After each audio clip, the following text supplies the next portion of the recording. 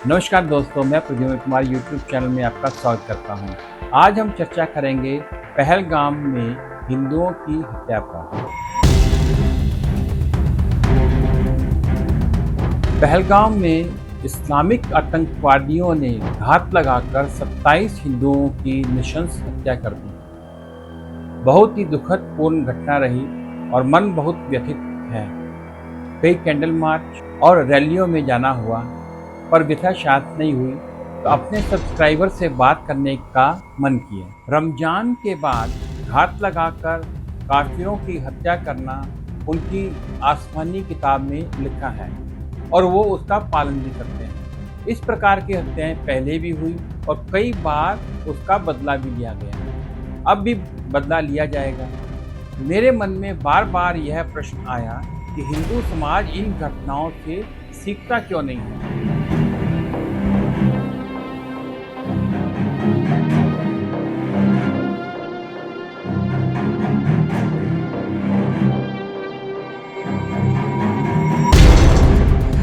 ये सिलसिला वर्ष 711 से शुरू हुआ और 1192 तक चला। तब दिल्ली में सनातन राज का पतन हो गया। ये विचारणीय प्रश्न है कि इन 500 वर्ष के संघर्ष में हिंदुओं को यह बताने वाला कोई नहीं था कि यह राजाओं की आपस में लड़ने का मामला नहीं है, बल्कि इससे राज बदलेंगे और सनातनी अपना धर्म, भाषा, पोशाक, भोजन, संस्कृति, जीवन जीने का पूरा तरीका, यह सब इस प्रकार के सबसे भयानक तरीकों से गवा देंगे।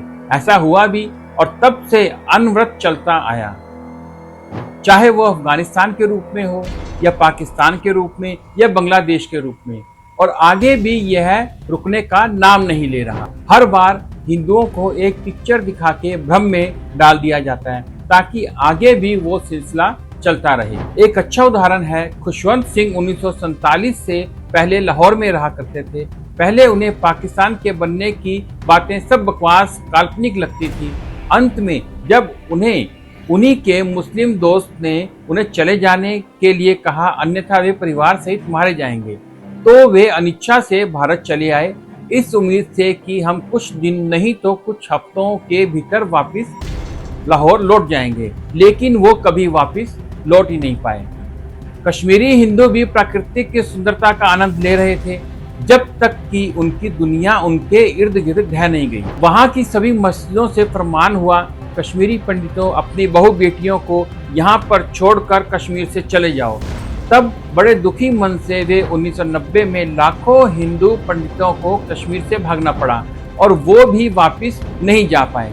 कई सरकारें आई और कई गई, इनमें राष्ट्रवादी भी थी। यह सत्य है कि हम वही देखते हैं जो देखने के लिए हमें प्रोग्राम किया जाता है, लेकिन यह भी उतना ही सच है कि दुनिया सिर्फ वैसे ही नहीं होती जैसा हम उसे देखते हैं। हो सकता है कि हम वह सब कुछ देख रहे हो जो वास्तव में हो रहा है, या हो सकता है कि हम सबसे स्पष्ट बातों को नजरअंदाज कर रहे हो क्योंकि वह हमारी कल्पना से मेल नहीं खाता और जो दिख रहा है उसी पर विश्वास कर लेते हैं, जैसे खुशवंत सिंह के साथ हुआ। और हिंदू इसी प्रोग्राम में भ्रमित हो जाता है और वो विघटन बार बार पुनरावृत्त होता रहता है। इससे पहले कि इस्लामिक आतंकवाद आपको घेरे, दुष्ट प्रवृत्तियों को पहचानने के लिए प्रशिक्षित आंखों की आवश्यकता होती है और हमने अपना प्रशिक्षण केवल खाने कमाने तक ही सीमित कर रखा है।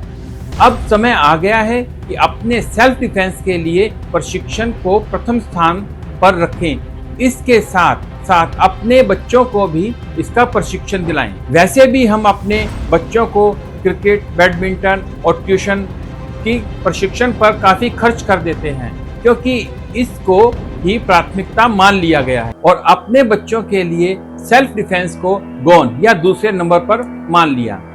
समय की पुकार है कि सभी हिंदू अपने सेल्फ डिफेंस को मजबूत करें और षड्यंत्र पहचानने का प्रशिक्षण लें। षड्यंत्र जैसे कश्मीर की चंद्रभागा नदी का नया नाम चिनाब कर दिया। ऋग्वेद में इस नदी का नाम अश्किनी लिखा हुआ है। इसी प्रकार कश्मीर की वितस्ता नदी का नाम झेलम कर दिया। ऐसा इसलिए ताकि हम हिंदू धीरे धीरे इनके सनातनी नामों को भूल जाएं। और हमारी संतानें भी इन नदियों या कश्मीर पर अपना अधिकार ही न जता सकें। उन विधर्मियों के षड्यंत्रों के कारण ही हिंदू अपने आदर्श पुरुषों को भूल गया। जैसे 350 युद्ध लड़कर संपूर्ण जगत को जीतने वाले ललितादित्य को भूल गए, 14 बार युद्ध में अरबियों को हराने वाले राजा दाहिर सेन को भूल गए, मलेच्छों को भगाने के लिए पूरी सेना तैयार करके लड़ने वाले ऋषि हरित को भूल गए, गुरु तेग बहादुर जी की कुर्बानी को भूल गए, मुसलमानों से लड़ते हुए अपना पूरा परिवार धर्म पर निछावर करने वाले गुरु गोविंद सिंह राय जी को भूल गए और उनकी शिक्षा को भी भूल गए, बंदा बहादुर के खंडे को भूल गए। 23 वर्ष की आयु में मुगलों से युद्ध लड़कर अटक से कटक तक अपनी सत्ता स्थापित करने वाले पेशवा बाजीराव बल्लाड़ भट्ट को भूल गए, सिखों का सर काटकर लाने का हुक्म देने वाले मीर खान का सिर काटने वाले पंडित साहिब जी पाटिल को भूल गए। जब पठान पंजाब में बच्चों और औरतों को काट काट कर अमृत सरोवर में डाल रहे थे और हरमिंदर साहब को मांस और हड्डियों से भर दिया था, तब पठानों को भगा भगा कर काटने वाले और खालसा पंथ को फिर से पंजाब में स्थापित करने वाले पेशवा पंडित रघुनाथ राव जी को भूल गए। अंग्रेजों को अपनी तलवार से परिचय कराने वाली झांसी की रानी लक्ष्मीबाई जी को भूल गए, चंद्रशेखर आजाद को भूल गए, सोहनलाल पाठक को भूल गए।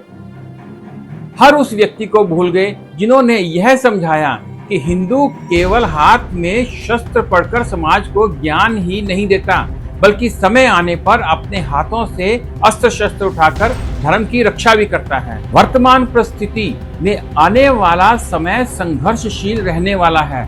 सरकारें और सेना जो करेंगी सो करेंगी और हमें उनका हर परिस्थिति में साथ भी देना है और साथ साथ हम सबको देश के भीतर बैठे गद्दारों से भी संघर्ष करना पड़ेगा और इसके लिए हमें तैयार रहना पड़ेगा। अपने घर की दीवार ढहने का इंतजार नहीं करना, बाहर निकलकर संगठित होकर देश के भीतर गद्दारों को और उनके षड्यंत्रों को मूल से नाश करना है।